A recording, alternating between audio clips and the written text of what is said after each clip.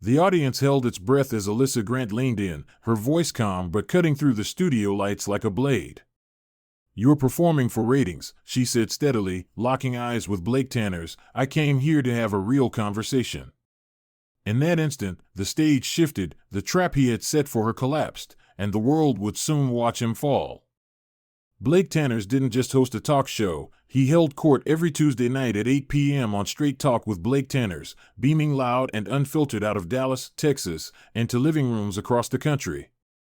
He was the kind of host people loved to hate: sharp suits, sharper smiles, and a voice that could butter up a guest 1 minute and slice them down the next. Viewers didn't tune in for deep analysis, they tuned in for the spectacle, for the tension that hung in the air when Blake leaned forward with a loaded question disguised as a compliment. He didn't chase truth, he chased reactions. He didn't build trust, he built moments designed to go viral. And this time, he thought he'd found the perfect setup. Alyssa Grant wasn't new to scrutiny. At 41, the Atlanta native had weathered more side-eyes, second guesses, and flat-out dismissals than she could count. Raised by a single mother who worked 2 jobs to keep the lights on, Alyssa learned early that survival wasn't about shouting the loudest, it was about moving with purpose. About letting your work speak when the room refused to listen. After years of frustration with haircare products that treated natural curls like an afterthought, Alyssa had started whipping up her own blends in mason jars at her kitchen table. It wasn't glamorous. It wasn't easy. It was consistent. And consistent, over time, built Naturasol, a brand now stocked in Target, Walgreens, and over 200 independent salons across the country. She didn't need Blake's show. Her quarterly numbers were solid. Investors were calling. Customers were loyal. But when the invitation came through, a special segment honoring Black business leaders, Miles, her assistant, practically threw his hands up. "Girl, this man ain't inviting you to celebrate you," he said, half laughing, half exasperated, waving the email on his tablet. Alyssa only smiled, stirring honey into her tea without looking up. "That's exactly why I'm thinking about saying yes," she said. Miles raised an eyebrow. "You serious?" She shrugged. "Somewhere out there, a girl who looks like me is grinding in her kitchen right now.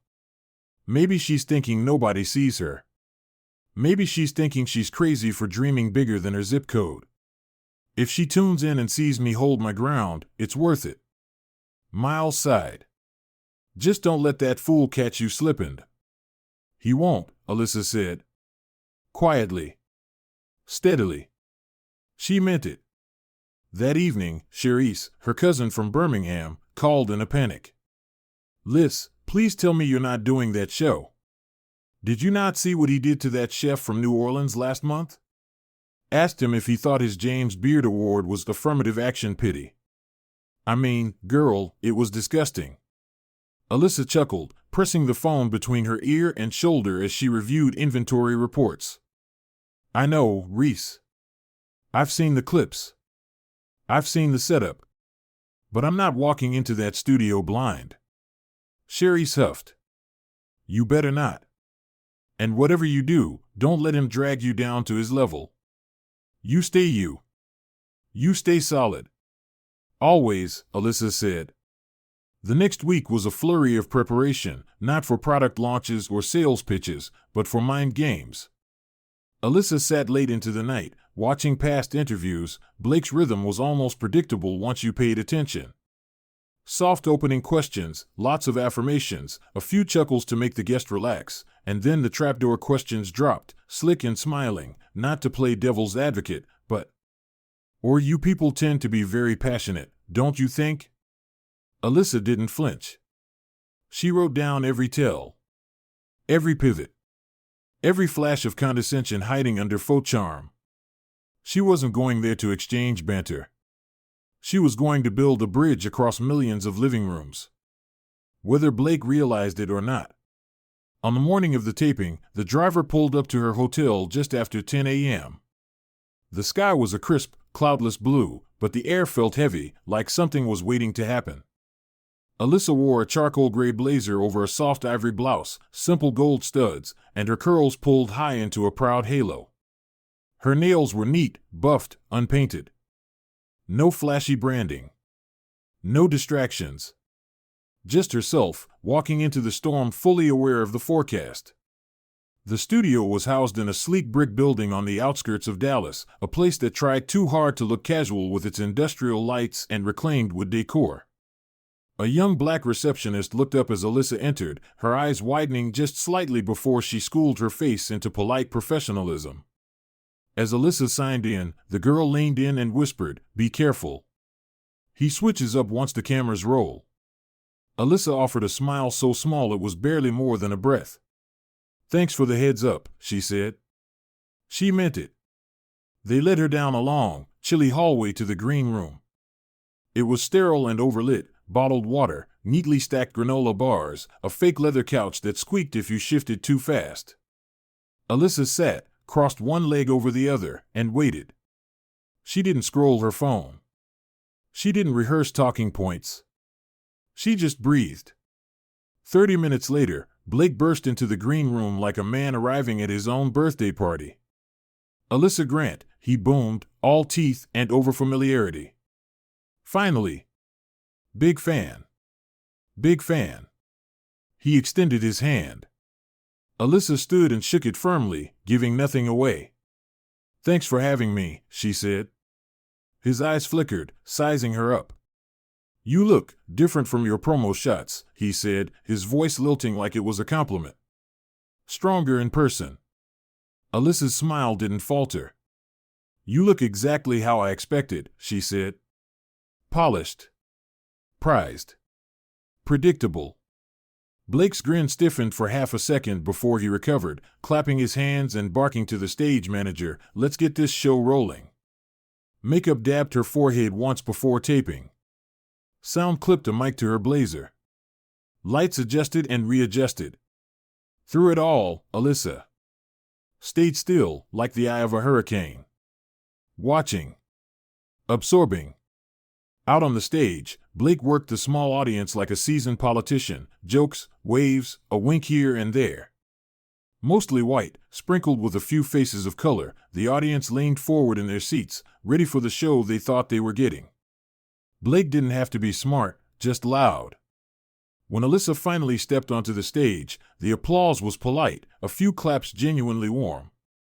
Someone in the front row, a middle-aged black woman with silver braids tucked under a scarf, gave her a small nod. Alyssa caught it. Pocketed it. Carried it with her as she took her seat. The chairs were close enough that Blake could lean in and play the faux intimate host. Alyssa sat tall, ankles crossed neatly, hands relaxed on her lap. She radiated something the cameras would pick up even before she spoke, "I am not here for games." The backdrop graphic behind them flashed, black business leaders, stories of triumph. Alyssa almost smiled at the irony. Blake opened with a flood of warm words, how inspiring she was, how groundbreaking her brand had become, how he just had to know her secret. She answered softly, firmly, consistency, listening to her customers, refusing to quit when doors slammed shut.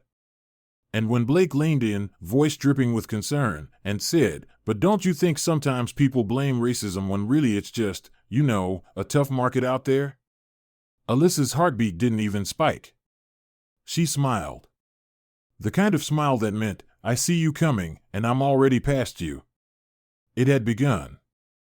The smile Blake wore when he asked that question wasn't curiosity, it was calculation, but Alyssa didn't blink, didn't fidget, didn't even shift the position of her hands folded neatly in her lap. She just tilted her head slightly, as if considering whether the question deserved oxygen. "I think," she said evenly, her voice carrying clear across the too-cold studio air, "that anyone who's had to build something while carrying the weight of someone else's doubts knows the difference between a tough market and a tilted playing field." A ripple moved through the audience, barely perceptible, but real. Blake chuckled lightly, the sound brittle around the edges. "Oh, come on now," he said, flashing his trademark grin. "You don't think sometimes people maybe lean a little too hard on race as an excuse?" Alyssa smiled, but it was the kind of smile that made you wonder if you had just stepped somewhere dangerous without realizing it. "I think," she said, "that it's easy to call it an excuse when you've never had to pay the price for being underestimated before you even open your mouth." Blake shifted in his chair. smoothing the line of his tie like he could iron the discomfort out of the room. The audience was quieter now, leaning forward in their seats, sensing the shift but not fully understanding it yet. I mean, hard work is hard work, Blake said, trying to rally, his voice a little louder, a little too bright. Success is about grit, determination, vision, color shouldn't matter. Alyssa's eyes didn't leave his. You're right, Blake, she said, color shouldn't matter. But it does. And pretending it doesn't make it disappear. It just means you haven't had to see it. There it was, the first real crack in Blake's facade, so small that the cameras might have missed it, but not Alyssa, not the people watching closely enough to feel the tension in the room twist a notch tighter. Blake laughed again, but it was hollow, and the audience didn't follow him this time. They sat with it, with her words, with the weight of a truth too often brushed aside because it was inconvenient. I just think, Blake tried again, shifting gears, that maybe stories like yours, well, they're inspiring because they're rare, you know? You're the exception that proves the rule. Alyssa didn't flinch, didn't rush to respond. She let the words hang there for a beat, let the audience sit with the implications Blake didn't even hear in his own voice. You're performing for ratings, she said finally, leaning in just slightly, her voice steady. I came here to have a real conversation. The words landed like a pin dropped in a silent cathedral. The audience froze. Then a single clap, hesitant, then another, then a ripple turning into real, full applause, not polite, not forced, but a release. Blake smiled stiffly, trying to laugh it off, but it was too late. The room wasn't with him anymore. They were with her. Look, he said, holding up his hands as if to call a truce. I'm just asking the tough questions, you know, giving the audience what they want. Alyssa nodded slowly. If the tough questions are honest, they can build bridges, she said. But if they're loaded, they just build walls. Another ripple through the crowd, a few heads nodding now, real nods, not the glazed-over agreement Blake was used to. Alyssa turned slightly toward the audience, not to grandstand, but because she understood instinctively where the real conversation needed to happen. Success for people like me, she said, isn't just about profit margins or Instagram posts or fancy partnerships. It's about building while carrying extra weight every step of the way.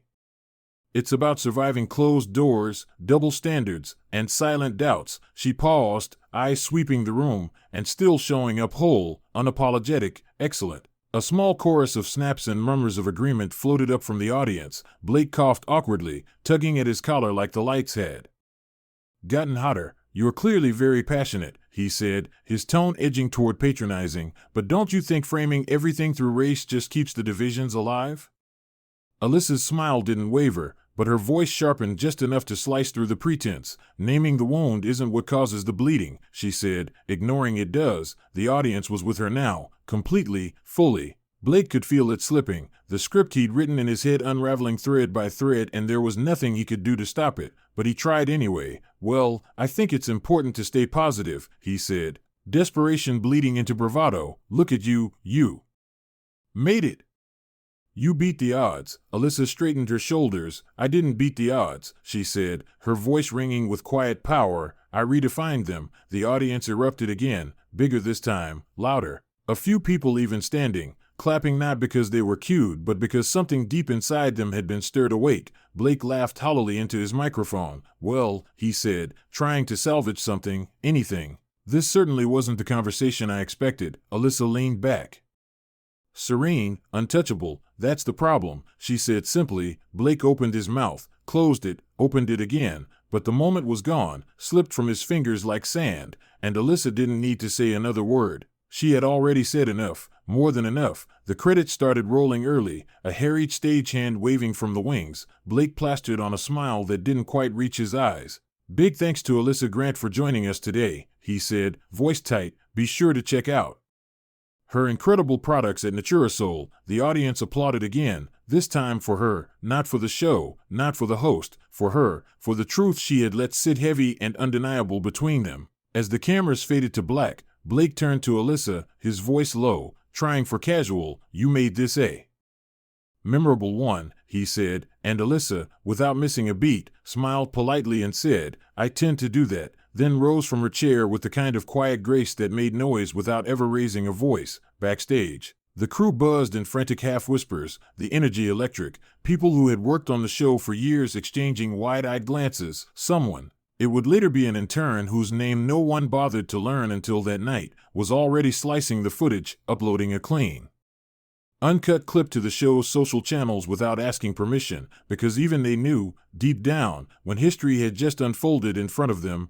even Blake knew, though he wouldn't admit it yet. As Alyssa walked through the back corridors, down the loading dock steps into the cool Dallas air, she didn't rush, didn't check her phone, didn't need to, because she knew before the notifications would start pinging and the headlines would start spinning and the hashtags would start catching fire that something had shifted tonight, not just for her, not just for Natura Soul, but for every person watching who had ever been made to feel like their excellence was an accident instead of an inevitability. Alyssa Grant hadn't come to entertain, she hadn't come to survive, she had come to teach, and the lesson was just getting started. By the time Alyssa's car pulled away from the studio, the first ripples were already breaking the surface. A notification buzzed faintly against her bag, but she didn't check it, didn't need to. She knew when a moment cracked open the air around it, and back in the editing room, an intern, barely out of college, eyes wide and fingers trembling just a little, was slicing together the raw footage. No frills, no fancy cuts, just the truth, clean and sharp. He didn't even ask for clearance, didn't think twice. He just uploaded the clip under a simple, devastating title, Alyssa Grant Calls Out Blake Tanners on Live TV. By the time Alyssa was back in her hotel room, slipping off her blazer and sitting barefoot on the stiff carpet, the video had already crossed 80,000 views and was rising fast. She hadn't even touched her phone yet when it buzzed again, and again, and again. And then Miles called, voice half shouting through the speaker, "You are everywhere, Liz, everywhere." Twitter's on fire, TikTok's cutting clips, Instagram's reposting, people are losing their minds.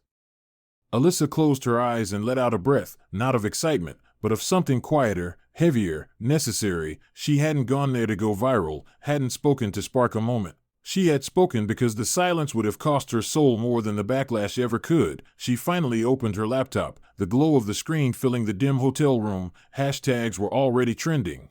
Hashtag Real Talk Real Truth, hashtag Alyssa Grant Unfiltered, hashtag You're Performing Not Talking. Memes popped up with Blake's frozen, blinking face captioned, "When the trap backfires." Think pieces from journalists she respected rolled in within hours, headlines like "The Night Alyssa Grant Redefined the Rules of the Room" and "Not an Exception, a Blueprint." Some focused on the performance, the clash, the viral heat, but others, the ones that mattered, dug deeper, analyzing how often black women were expected to smile through disrespect, how often excellence was questioned under the guise of curiosity, how Alyssa's refusal to shrink shifted something in the American living room that night. And then the second bomb dropped. An anonymous crew member leaked a backstage video, short, grainy, but crystal clear. It showed Blake pacing before the show, mocking Alyssa's business to a producer, laughing, "Watch. She's gonna come in here talking about some miracle coconut oil like it's holy water." The word spread like wildfire. Even people who had defended Blake's tough questions couldn't defend this. The mask slipped. The backlash became a tidal wave. Blake's apology, half-hearted and typed in Notes app font, only poured gasoline on the fire. People weren't having it. Sponsors pulled ads from his show within 48 hours. PR firms scrambled. Rumors of hiatus meetings floated through entertainment news sites. And through it all, Alyssa said nothing. She posted nothing. She gave no interviews, no snappy tweets. She stayed still, grounded, exactly as she had been on that stage. And Natura Soul, her brand, her baby, blew up, not from pity, but from profound, earned respect. Orders flooded in, site servers crashed twice. Major beauty magazines that had once passed on her press releases now begged for interviews. Still, Alyssa didn't chase the noise, didn't grab at the moment like it was a falling star. Instead, she turned toward where her heart had always pointed. She started saying yes to the invitations that had nothing to do with cameras, small community centers, mentorship panels, high school business clubs where the seats were folding chairs and the air smelled like cafeteria spaghetti. Places where the dreams were raw and real and still tender enough to need careful hands. It was at one of these places, a tiny rec center tucked behind a church in Memphis, that Alyssa sat in a circle of teenage girls, sneakers scuffing the floor, notebooks filled with half-finished business plans resting on their laps, no makeup artist, no glam squad, no handlers, just Alyssa in a soft sweater and jeans, her curls pulled back, her voice steady and sure. One girl, maybe 15, shy and serious, raised her hand. Were you scared? She asked, voice barely above a whisper, on the show, when he tried to make you look small. Alyssa didn't answer right away, didn't rush to fill the silence. She let the question breathe, and then she nodded. Yes, she said simply, not because I thought I wasn't strong enough, but because I knew how many people would be judging me not just for what I said, but for how I said it. Every word, every breath, every look, it all gets weighed differently for us. The girls listened, leaning in like plants straining toward sunlight. But fear, Alyssa said, isn't the enemy. Silence is. A murmur of understanding rippled through the room. Another girl asked if Blake ever apologized. Alyssa smiled gently. No, she said, and I didn't need him to, because I wasn't speaking for him. I was speaking for us. The air grew still, heavy with the weight of something bigger than the moment, bigger than the room, and in that stillness, something settled into place inside those girls. Something that would not easily be undone. Somewhere across the internet, the viral clip kept spinning. New memes, new tributes, more noise. But here, in this room, was the real legacy, the quiet planting of seeds that would bloom long after hashtags faded, and Alyssa understood that now more than ever, her clip would last seconds. But these girls, their dreams, their future, those were the ripples that would stretch into generations. Weeks later, when the media storm cooled and Blake's show was quietly restructured, when the headlines moved on to the next scandal, Alyssa's work remained steady. Rooted, growing. She never gave the big exclusive interview they all begged for, never did the late-night circuits. She didn't need to. The real interview was the one that played out on millions of screens that night. The real conversation was the one unfolding in classrooms, boardrooms, kitchen tables across America, a conversation she had started simply by refusing to perform, by standing still when the world expected her to dance. Real change, Alyssa knew, doesn't start with a viral moment. It starts when people stop clapping for performances and start building spaces for real voices to be heard. One night, much later, Alyssa finally sat down and rewatched the full episode, alone. Lights low, tea cooling at her side, she watched the shift happen, the flicker in Blake's smile, the lean-in of the audience, the breath the room collectively held and released, and when the screen faded to black, she didn't cry, didn't cheer, she just sat quietly, feeling the echo of it vibrate through her chest, because grace, real grace, doesn't shout, it echoes, it roots itself deep where noise can't touch it, and long after the noise dies down, grace keeps building, keeps reaching, keeps rising.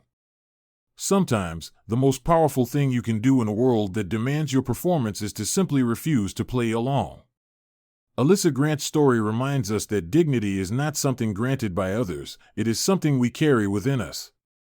In a culture that often rewards spectacle over substance, her choice to stay grounded, to stay truthful, was its own quiet revolution.